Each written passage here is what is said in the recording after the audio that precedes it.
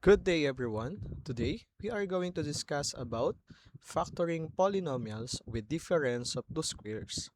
Remember, a square minus b square equals quantity a plus b times the quantity of a minus b.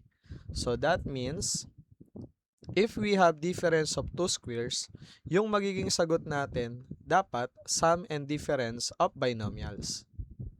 Okay? So let's have an example. Example number 1, x squared minus 25. So, lagay na natin agad dahil alam naman natin na ang magiging sagot ay sum and difference. So, dito hahanapin na lang natin kung ano yung value ng a at value ng b. First, we have x squared. So, if we have x squared, the factors are x times x. Ibig sabihin, yung a natin is x. 25. So, factors are 5 times 5. So, that means, yung b natin, papalitan ng 5. Therefore, we have x plus 5 times x minus 5. So, yung a, pinalitan natin ng x, at yung b, pinalitan natin ng 5. And that is the final answer. Let's have example number 2. 9a raised to 4 minus 64. So, ilagay na natin agad yung future na magiging answer, which is sum and difference. So, let us have first 9a raised to 4.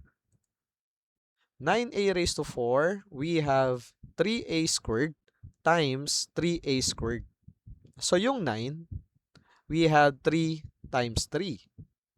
Tapos, yung a raised to 4, we have a squared and a squared. So, kapag variable ang pinag-uusapan, yung exponent, divide lang natin sa dalawa. Okay? So, dito sa a raised to 4, it becomes a raised to 2 times a raised to 2. In 64, we have 8 times 8.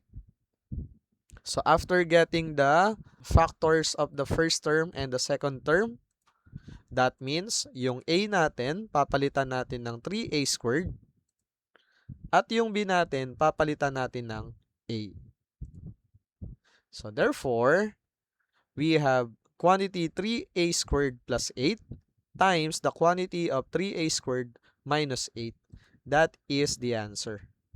So, in this lesson, ang importante lang, when we are getting the factors, kailangan parehas na parehas. Kasi, yun yung ipapalit natin for the value of a and the value of b. So, that's all for today about factoring polynomials with difference of two squares. Kung meron kayong mga katanungan, just leave your question in the comment section. Okay?